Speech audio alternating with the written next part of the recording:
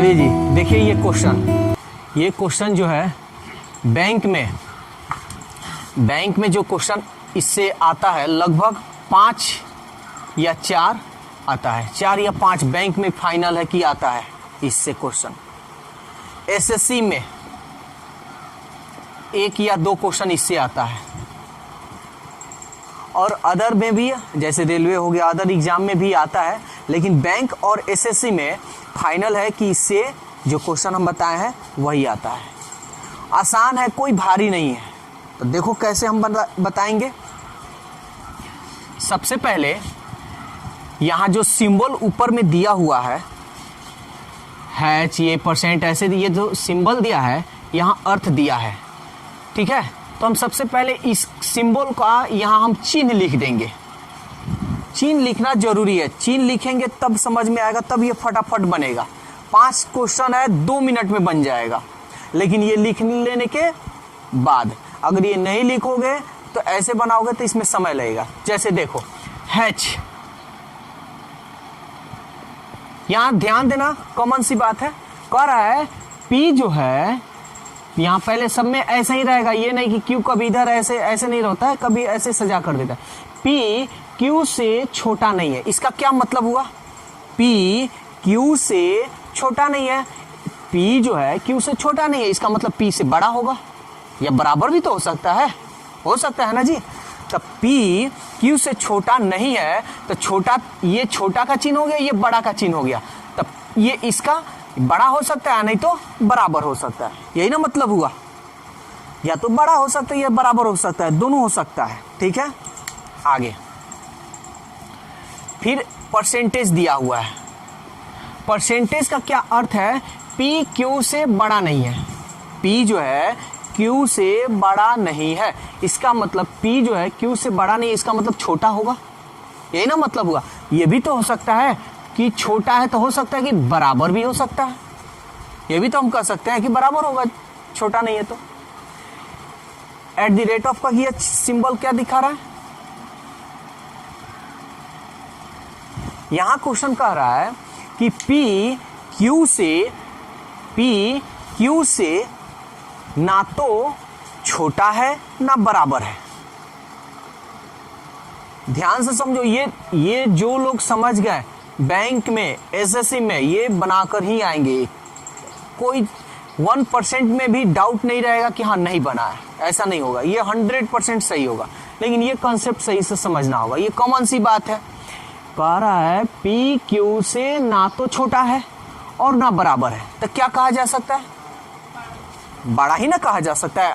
अच्छा ध्यान दीजिए, कंपेयर किसी 2 व्यक्ति में कहा जाएगा तो यही ना कहा जाएगा, बड़ा, छोटा, बराबर, यही ना तीनों में से कोई कहा जाएगा। अब यहां 3 चीज लिख दिए हैं, अब आपको और आसान हो जाएगा आपके लिए। डॉलर कह रहा है पी क्यू से ना तो बड़ा है ना बराबर है, तो ना तो बड़ा है ना बराबर है, तो इसका मतलब क्या होगा? छोटा है। तो छोटा का सिंबल हम ऐसे देते हैं, ठीक है। पी क्यू से ना तो छोटा है ना बड़ा है, तो क्या होगा? बराबर होगा। तो क्या है जी? ये सी, ये यानी बराबर है। बस अब आपका सवाल बन गया। इतना आप अगर कर दिए तो समझिए कि अब सेकंड में आप सवाल को बनाइएगा। तो चलिए अब हम लोग क्वेश्चन अब देखते हैं। अब क्वेश्चन भी क्या कह रहा है, पहले हम आंसर आपको समझाते हैं, ठीक है। कह रहा है कि निष्कर्ष 1 यानी केवल 1 ही सही होगा, इसमें से निष्कर्ष 2 केवल 2 ही सही होगा।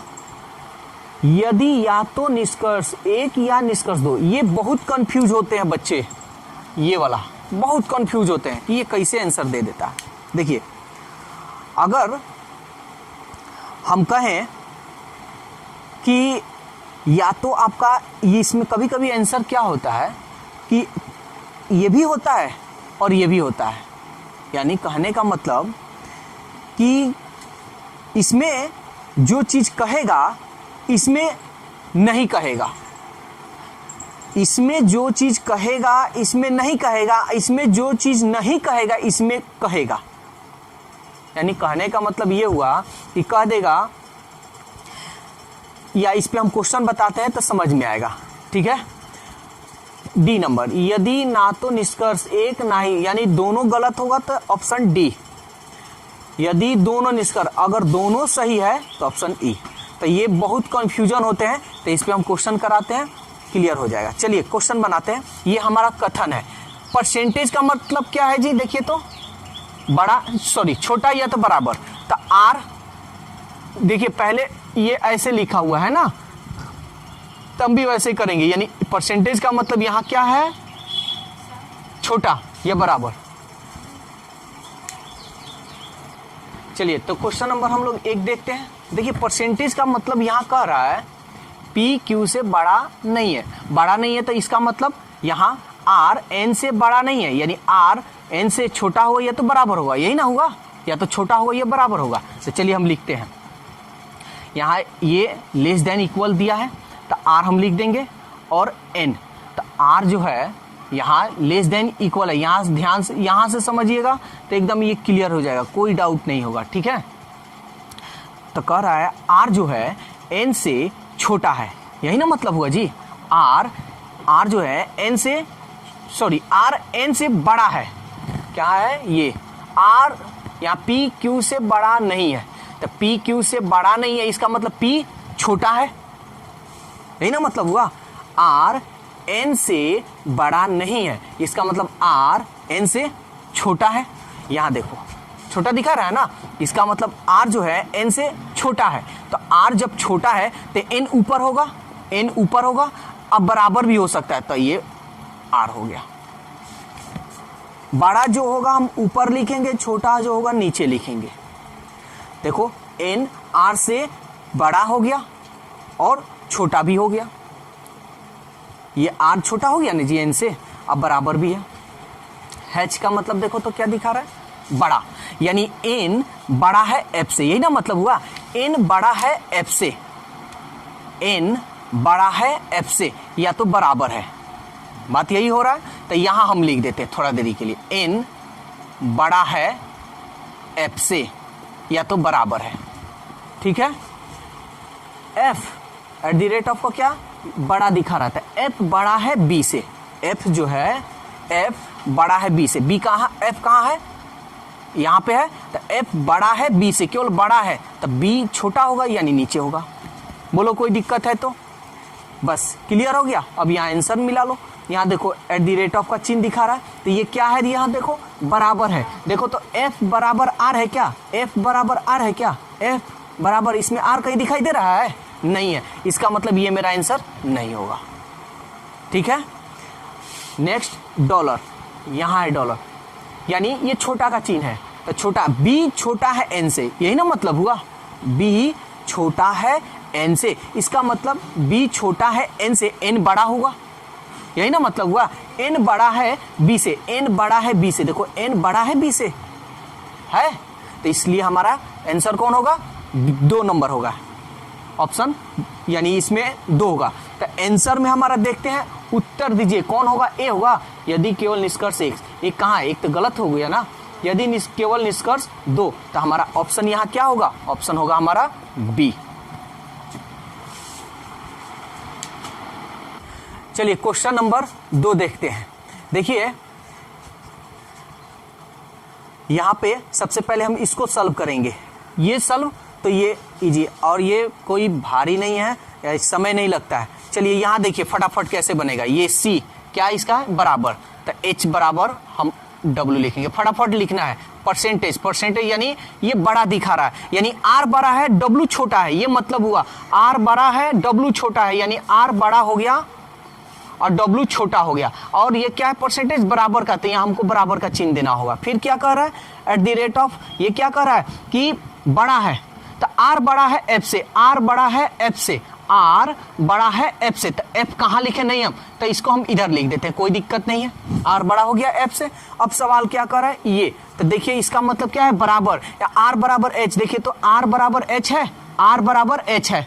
देखिए बराबर भी है और बड़ा भी है, दोनों है, तो R बराबर H है। चलिए ये तो मेरा सही हो रहा है, ठीक है, अरे बराबर है ना, कह रहा है R बराबर H, यहाँ सवाल में कह रहा है कि ये R बराबर H, सॉरी R बराबर H है ना जी, यहाँ पे है R बराबर H, तो देखिए ये इसके बराबर है, जब ये R इसके बराबर है तो W इसके जब बराबर होगा तो H भी तो इसके बराबर होगा ना, तो R बराबर H तो हो गया। फिर यहाँ एट द रेट ऑफ का, यहाँ ये जैसे कह रहा है, हाँ जैसे यहाँ सवाल कह रहा है कि R, यहाँ R और H का बात कर रहा है, यहाँ C है, ये बराबर कह रहा है, तो देखिए R और H की बात कर रहा है, अगर मेरा R W से मान लीजिए बड़ा तो है, बराबर भी तो है,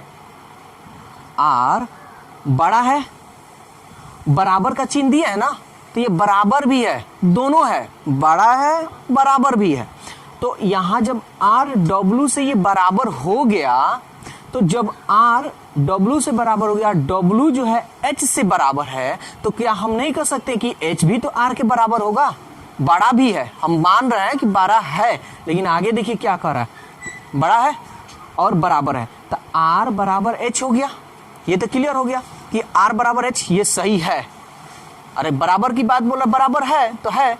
अब यहाँ देखिए एट द रेट ऑफ का मतलब क्या दिखा रहा है, बड़ा, R बड़ा है H से, यहाँ देखिए तो R बड़ा है H से, है ना बड़ा, R W से जब बड़ा है तो H से भी तो बड़ा होगा, ये भी बात क्या है, सही है।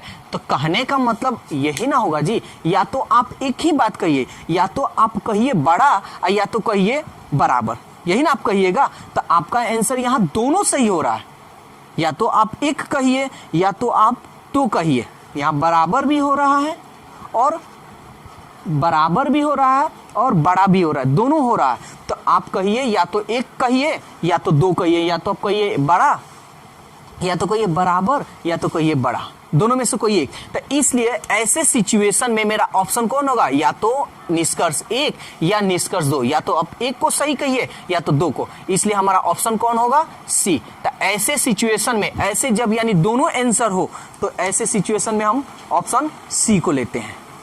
चलिए क्वेश्चन नंबर 3 देखते हैं। अब ये डॉलर, इसका चिन्ह, इसका क्या मतलब हुआ, यहां देखते हैं, ये यानी छोटा, यानी M T से छोटा है, यानी T बड़ा हो गया, T बड़ा हो गया M से, यही ना मतलब हुआ। एट द रेट ऑफ कहाँ है, ये यानी बड़ा, यानी T बड़ा है K से, T बड़ा है K से, हम कहीं इधर लिख देते हैं, T बड़ा है K से, इधर साइड में हम लिख दे रहे हैं। C क्या है, ये बराबर, K बराबर D, K बराबर D, K बराबर D, बस बन गया, ठीक है।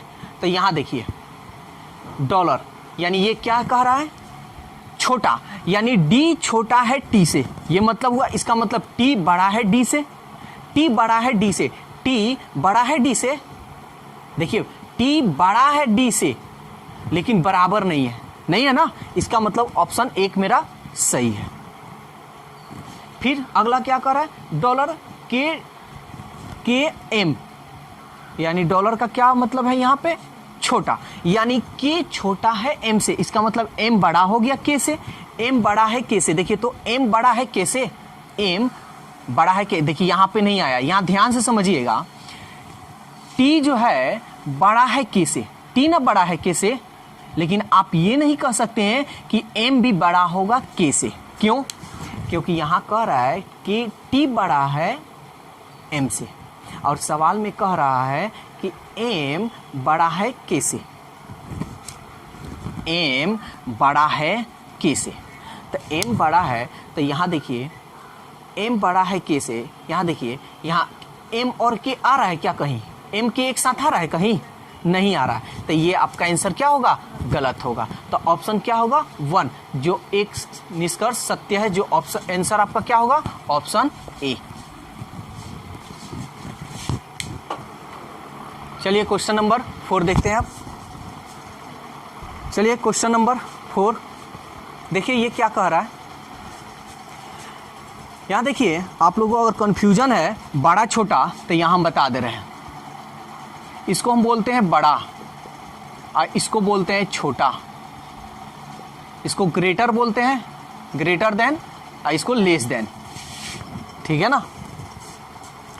अब यहां देखिए इसका सिंबल, ये सिंबल क्या दिया है, बड़ा दे रहा है, यानी h बड़ा है। देखिए अब जो आपका कलम चलना चाहिए स्पीड, h बड़ा है w से, फटाफट ऊपर लिखिए और w नीचे लिखिए। डॉलर ये क्या दिखा रहा है, छोटा, तो w छोटा है m से, इसका मतलब m बड़ा है w से, m बड़ा है w से, यही ना मतलब हुआ।